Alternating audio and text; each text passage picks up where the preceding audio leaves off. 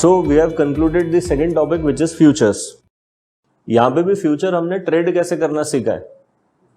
Analysis part के ऊपर कोई बात नहीं हुई अभी भी, क्योंकि वो ऑलरेडी आपने कर लिया है।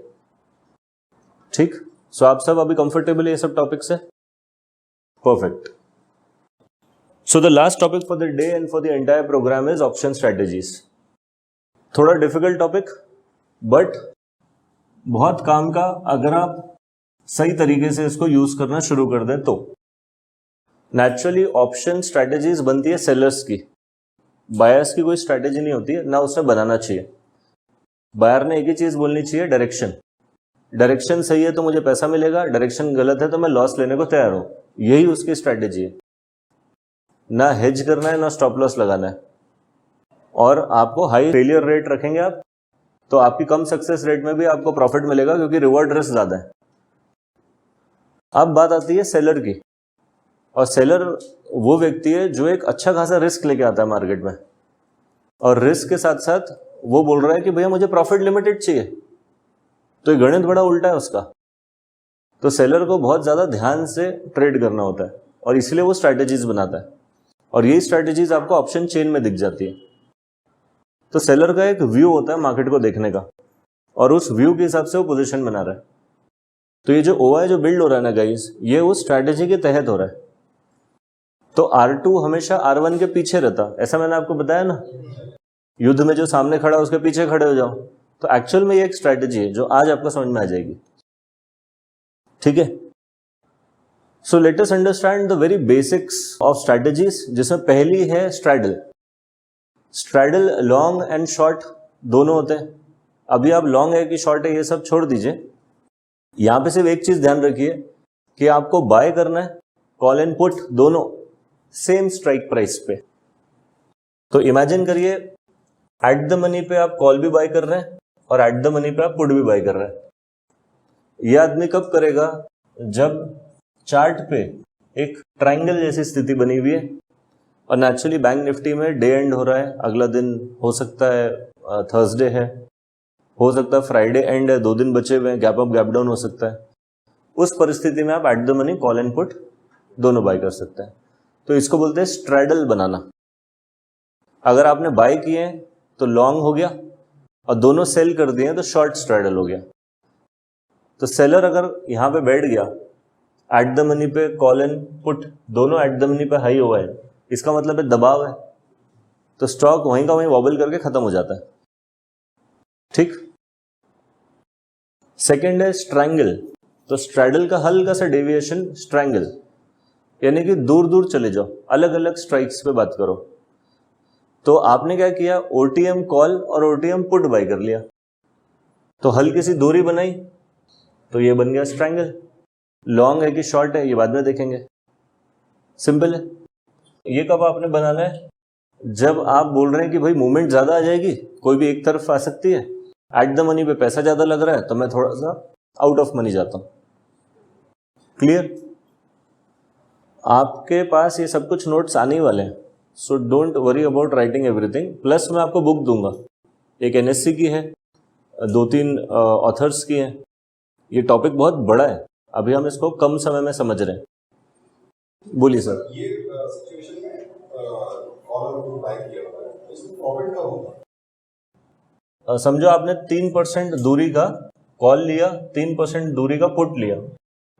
तो अगर यहां पे समझो आपने 0.5% पैसा दिया है, अब मैं आपको रुपए में बता देता हूं।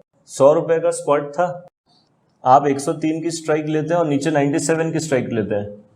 103 कॉल, 97 पुट, दोनों जगह पे आप 1 रुपए दे दे रहे हैं। तो जो नेट मूवमेंट है वो 5 रुपए की होनी चाहिए इधर वेज, तब आपकी मुद्दल बाहर आ जाएगी। अब आप अज्यूम कर रहे हैं कि यहां से तो भाई 10% ऊपर जा सकता है, इधर ऊपर या नीचे। तो समझो 10 रुपए ऊपर चले गया, 110 पे आ गया स्टॉक, तो आपको कितने रुपए मिलेंगे? 7 रुपए। 1 रुपए के 7 रुपए, लेकिन पुट का तो एक लॉस हो जाएगा ना, तो आप बोलिए 2 रुपए के 7 रुपए मिले। ठीक है।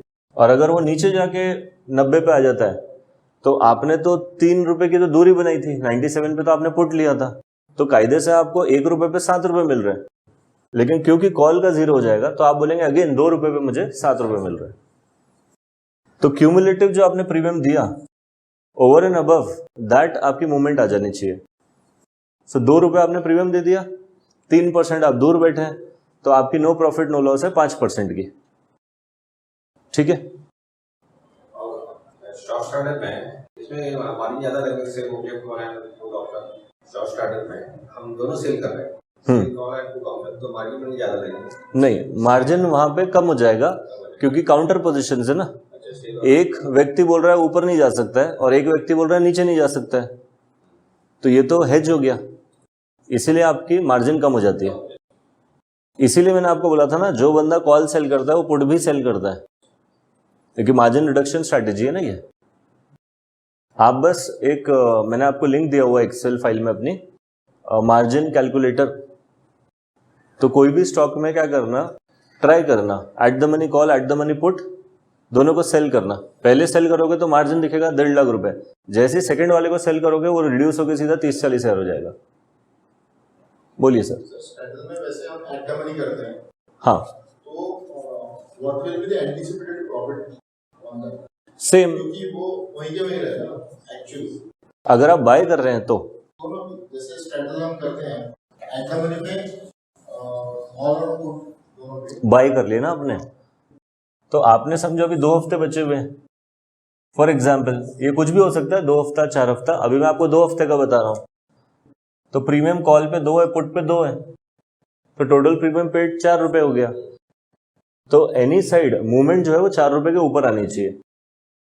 104 के ऊपर चले जाए भाई, वो समझो 104 पे चले गया तो कॉल आपको कितना रुपए देगी, 4 रुपए। तो आपने 4 रुपए दिए, 4 रुपए मिल गए, नो प्रॉफिट नो लॉस। लेकिन अगर 110 चले गया तो आपको टोटल 10 रुपए आने वाले हैं, लेकिन आपने दिए कितने थे, टोटल 4 रुपए। वोलेटिलिटी होनी चाहिए। एब्सोल्युटली, यू आर एंटिसिपेटिंग कि there will be aggressive movement either ways, कहाँ जाए आपको पता नहीं। और नेचुरली एवरेज मूवमेंट पे नहीं, आर बहुत ही कम रहेगा, बहुत ही कम रहेगा। इसीलिए ये वाली जो स्ट्रैटेजी है ये बैंक निफ्टी में वेडनेसडे को यूज होती है, अगर आपके पास एक ट्रायंगल आके बैठा हुआ है तो। But again I am saying, option trading करना ही है बायर की तरह, तो डायरेक्शन पे पहले काम करो। अगर गलत हुए तो जीरो होने दो ना, कुछ नहीं होता है, वही आपका रिस्क है, ऐसा समझो। मार्केट कहीं पे भी जाए मेरे को पैसा मिले, ये परिस्थिति बहुत कठिन है, यहाँ पे पैसा नहीं बनता लोगों का। स्टार्टर में इसमें साइड में होगा तो दोनों पोजीशन के लिए भी हो सकती है टाइम लेकर से। अगर बायर है तो वो आपके लिए तो पूरा नुकसान है, और सेलर है तो उसके लिए पूरा बेनिफिट है, इजंट इट? इसीलिए आपका व्यू क्या है मार्केट का, पहले वो बनाइए। लोग क्या करते हैं, व्यू बनाते नहीं है, वो बोलते हैं कहीं पे भी जाए मेरे को पैसा आना चाहिए, और फिर वो लॉजिक डिफाइन कर देते हैं, तो ये बहुत गड़बड़ स्थिति हो जाती है। अब अगर आप बुलिश हैं तो आप क्यों कॉल सेल करेंगे भाई? अब आप कोई भी नाम, मैं तो बोलता हूं, मैं पढ़ाते वक्त आपको स्ट्रैडल स्ट्रैंगल पढ़ाता नहीं, ये तो पहली बार है जब मैं ये नाम भी यूज कर रहा हूं। मैं बोल रहा हूं फॉरगेट अबाउट स्ट्रैटेजीज, आप बताओ बुलिश है मार्केट, कॉल बाय करोगे क्या भाई? हाँ बाय करोगे ना, एट द मनी बाय करोगे कि थोड़ा सा आउट ऑफ मनी? थोड़ा out of money. Call sell करेंगे क्या? नहीं। और पुट बाय करेंगे क्या? नहीं। तो पुट शॉर्ट कर देंगे। तो जो आपने अभी चीजें बोली है, अगर आप इसको बिट्स एंड पीसेस में लगा दें और एक आधा हेज लगा दें तो वही तो स्ट्रैटेजी है। तो मैं बोल रहा हूं फ्यूचर बाय करो, पुट बाय करो, ये स्ट्रैटेजी हो गई। कॉल आपको बाय करना था लेकिन आप बहुत ज्यादा बुलिश नहीं है, तो जैसे आपने कॉल बाय किए वो प्रॉफिट में आया, ऊपर जाके कॉल सेल मार दो। नीचे आपने पुट सेल करी हुई है ऑलरेडी क्योंकि मार्केट बुलिश था। तो आप देख रहे, बहुत ही सिंपल चीज है, आपको पहले डायरेक्शन के ऊपर काम करना होगा।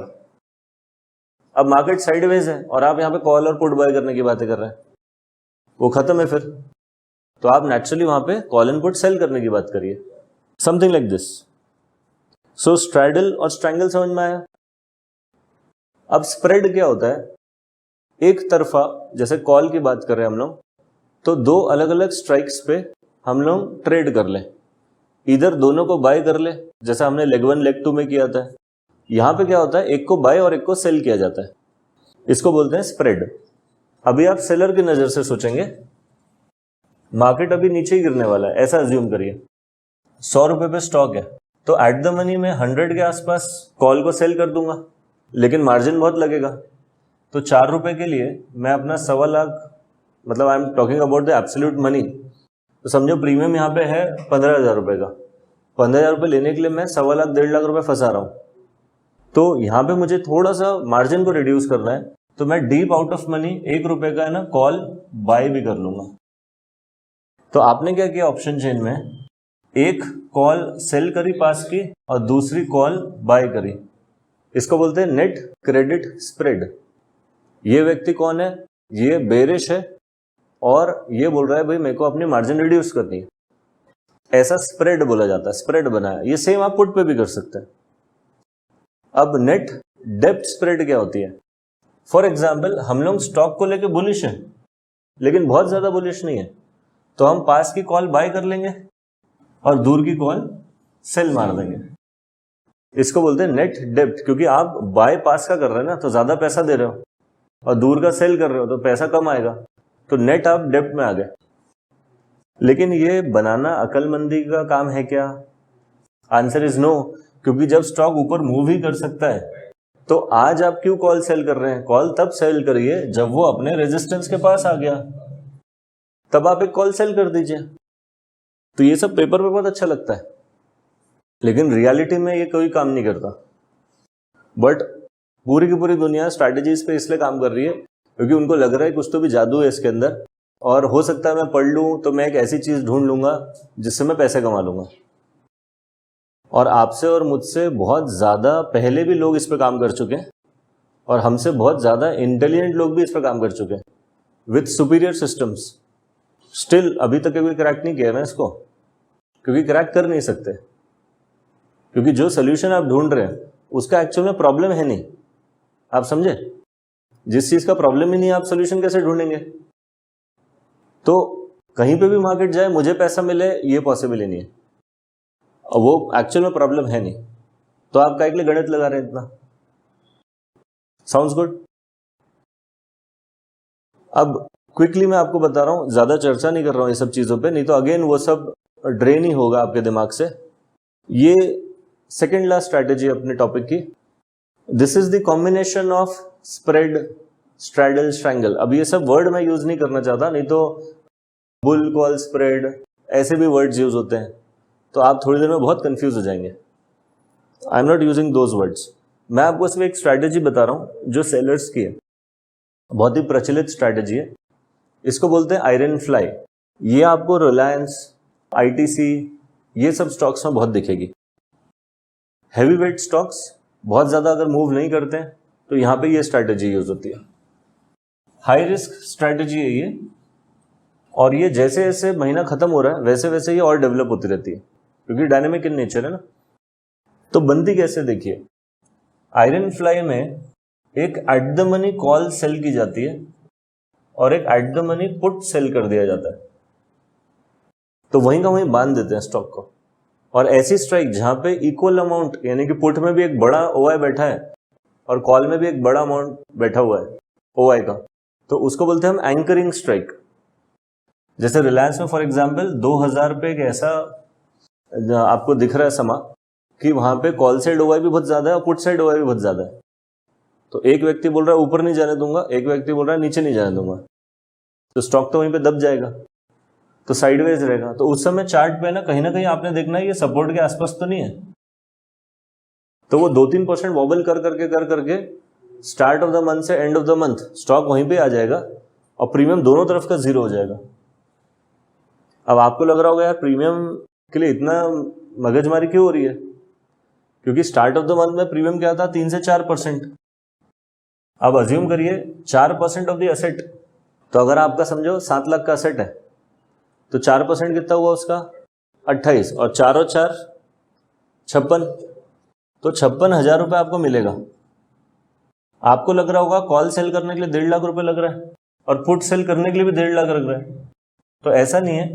क्योंकि आपने कॉल सेल करी है तो पुट सेल करने के लिए आपको मात्र 20 से 25,000 रुपये एक्स्ट्रा लगेंगे, यानी कि मोटा मोटा आपको 1.5-2 लाख में आपकी दोनों कॉल एंड पुट सेल हो जाएगी, राइट। अब आप बताओ, मोटा मोटा आपने 2 लाख रुपए भी फंसाए और आपको 56,000 रुपये उसमें मिल रहा है, सो ये भाई 25% प्लस के रिटर्न की बात हो रही है ना। राइट, क्योंकि कैलकुलेशन मार्जिन मनी पे किया जा रहा है ना कि असेट वैल्यू पे। तो premium as compare to margin money, क्योंकि हम फ्यूचर्स में भी वही कर रहे हैं ना, मार्जिन मनी पे ही प्रॉफिट को कंपेयर कर रहे हैं, तभी तो हमें ज्यादा दिख रहा है वो। तो ये बहुत ज्यादा फायदा होता है इनको यहाँ पे। अब क्योंकि ये मार्जिन ज्यादा हो गई तो इसको कम करना है, तो लोग क्या करेंगे, कॉल सेल किए हुए ना तो एक दूर का कॉल बाय कर लेंगे, और पुट सेल किए तो एक पुट बाय कर लेंगे, तो थोड़ा बहुत प्रीमियम सैक्रिफाइस कर देंगे। उस चक्कर में क्या होगा, ये मार्जिन ड्रास्टिकली कम हो जाएगा। तो ये स्ट्रैटेजी सबसे प्रचलित है, लेकिन जिसको पता नहीं कहाँ लगाना है, जैसे ट्रेंडिंग मार्केट में आप लगाओ बोला इसको, पसीने छूटेंगे। तो ऑप्शन सेलर्स क्या करते हैं, 3-4 महीने कमाते हैं, 1 महीना लुटा देते हैं। क्यों लुटा रहे हैं, क्योंकि हर महीने वही स्ट्रैटेजी लगा रहे हैं भाई। मार्केट ट्रेंडिंग है कि नहीं ये तो पता कर लो। तो नेचुरली ये स्ट्रैटेजी कब लगेगी, साइडवेज में। अब साइडवेज मार्केट होगा कब, आपको थोड़ी पता। तो इधर allow the stock to come at support और टू कम एट रेजिस्टेंस, और वहां पे फिर देखो आप समा कैसा है, मार्केट में थोड़ा सा दबाव है क्या, यानी कि इमीडिएट रिएक्शन नहीं चाहिए आपको। तो लोग क्या करते हैं, एंड ऑफ द मंथ के आसपास ये स्ट्रैटेजी लगा देते हैं, क्योंकि समय ऑलमोस्ट खत्म हो चुका रहता है। नेचुरली प्रीमियम भी कम हो जाता है, लेकिन they take risk calculatively and then they set up a trade. इसको बोलते हैं आयरन फ्लाई या बटरफ्लाई, बहुत ही प्रचलित स्ट्रैटेजी है। तो sell at the money call input, buy OTM call input. तो मार्जिन भी रिड्यूस हो गया, प्रीमियम भी अच्छा मिलेगा, provided there is a sideways prediction. Otherwise बहुत रिस्की ट्रेड है ये। क्लियर हुआ आपको ये? और आयरन फ्लाई का बड़ा भाई iron condor, this is a superseding strategy for iron fly. तो आयरन फ्लाई से बेहतर आयरन कॉन्डोर, क्योंकि आयरन फ्लाई बोलता है आप कॉल एंड पुट सेल कर लेंगे, आयरन कॉन्डोर बोलता है थोड़ी सी दूर की कॉल सेल करो और थोड़ी सी दूर की पुट सेल करो। तो यहां पे ना ब्रीदर स्पेस मिल जाती है, और ये आपको मोस्ट ऑफ द स्टॉक्स में दिखेगी।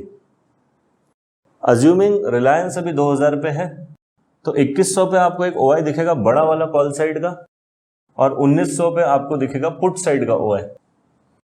ठीक है, तो एक रेंज में आपने बांध दिया स्टॉक को कि इसके ऊपर नहीं जा सकता, इसके नीचे नहीं जा सकता, लेकिन आप 5-5% दूर बैठे, तो सांस लेने को जगह मिल गई। यानी कि स्टॉक अगर इस रेंज के बीच में कहीं पे भी बंद हो, 1900 पे भी अगर बंद हुआ स्टॉक, तो पुट का प्रीमियम 0, कॉल का प्रीमियम 0। 2100 पे भी एक्सपायरी आ गई, तो भी कॉल का प्रीमियम 0, पुट का प्रीमियम 0। तो unless and until the stock is in this range and it expires in this range, आपको पैसा ही मिलेगा। Sounds good? तो इंस्टेड ऑफ एक पर्टिकुलर प्राइस पॉइंट पे बात करना, people are more comfortable in giving a band और अ रेंज, और वही आपकी रेजिस्टेंस और सपोर्ट है। अब क्योंकि मैंने थोड़ी दूर की कॉल सेल करी है, तो नेचुरली मैं उसके दूर की कॉल अगर बाय कर लेता हूं तो मेरा मार्जिन रिड्यूस हो जाएगा। तो यही लोग क्या करेंगे, थोड़ा दूर कॉल बाय भी कर लेंगे, and that is the reason why you see R1 price के पास एंड R2 प्राइस से दूर। अब ये वो बंदा है यहाँ पे R2 में बैठा हुआ है जिसने अंदर कॉल सेल करी है, वो यहाँ पे कॉल बाय कर रहा है। तो जो सेकंड लेग वाला हमारा ट्रेड था, जिसमें हम समझो पहले वाले को सेल किए, लेग वाले को, सेकंड लेग में हम बाय कर रहे हैं। तो 2100 की कॉल हमने सेल करी, 2200 की कॉल हम बाय करना चाहते हैं। तो हमारे अगेंस्ट में सेलर कौन खड़ा है फिर? ये वो सेलर है जो फर्स्ट टाइम सेलर है, जो मैंने आपको समझाया था कि अगर हम फर्स्ट टाइम सेलर बनते तो हम कौन सी स्ट्राइक को सेल करते हैं, जो R1 के पीछे खड़ी है। तो ये जो बायर है यहाँ पे, जिसने अंदर वाली कॉल सेल करी हुई है, उसको सेलर कौन मिला? इसको वो नया वाला सेलर मिला जो फर्स्ट टाइम ट्रेड कर रहा है, और वो लोग नेचुरली कम होते हैं, इसीलिए R2 जो होता है वो हमेशा कम होता है R1 से, और वो अनुमान देखा गया कि उसके पीछे खड़ा रहता है। Sounds good? अब अगर स्टॉक नीचे गिर रहा है, तो मैंने आपको बताया था कि R2 आगे आता है R1 के, क्योंकि ये तो कॉम्बिनेशन R1 R2 का पुराना वाला एज पर स्ट्रैटेजी था। 2100 पे हमने सेल किया था और 2200 पे हमने बाय किया था। अब स्टॉक गिर गया नीचे, तो क्या होगा, पुट वाली स्ट्रैटेजी चेंज हो जाएगी, वो एडजस्टमेंट करके लोग एडजस्ट कर देंगे अपनी स्ट्राइक्स को। तो यहां पे क्योंकि स्टॉक समझो 1900 पे ही है, तो अब हम लोग खुद क्या करेंगे, 1900 के आसपास एक और एक सेल मारने की कोशिश करेंगे, इजंट इट? तो ये जब हम करते हैं तो इसका मतलब क्या हो गया, R2 R1 के आगे आ गया, ऐसा बोलते हैं ना। और स्टॉक कहां रहेगा, 1900 पे, और 1900 पे कौन बैठा था, सपोर्ट, और वो भी कौन थे, वो भी हम ही लोग थे। तो आप देख रहे हो पूरा डायनेमिक नेचर है ये मार्केट का, और ये नेचर पे ट्रेड करना है अगर आपको एज एन ऑप्शन सेलर, तो एक्सपीरियंस तो लगेगा ही। तो अभी भी अगर आपको क्लियर नहीं हुआ है तो आगे क्लियर हो जाएगा, नेचुरल सी बात है, इसमें टाइम लगता ही है। But don't try this at home, ऐसा बोलते हैं ना। तो वो करना है बस, इसको अभी यूज नहीं करना है, नहीं तो यूट्यूब भरा पड़ा है, ऑप्शन सेलिंग करिए, हर महीने पैसे कमाइए, ये बिल्कुल सही लगता है पेपर पे, लेकिन जब मार्केट रिएक्ट करेगा ना एक तरफ, तो पसीने छूटते हैं और लोग रिएक्शन नहीं दे पाते हैं या एडजस्टमेंट नहीं कर पाते हैं, और वो लॉस बुक करते हैं बहुत बड़े। ठीक है, तो फिलहाल के लिए यूनिट डायरेक्शन के साथ हेजिंग चाहिए, प्रोडक्शन चाहिए, वो अलग बात है। लेकिन ये जोड़ तोड़ की सरकार आप बनाएंगे कॉल सेल पुट सेल वाली, ये बहुत रिस्की हो जाएगा, क्योंकि अभी हम उसके लिए तैयार नहीं, ऐसा बोल दीजिए बस। And then you are at least saying कि मैं हाई रिस्क ट्रेड्स नहीं करूंगा।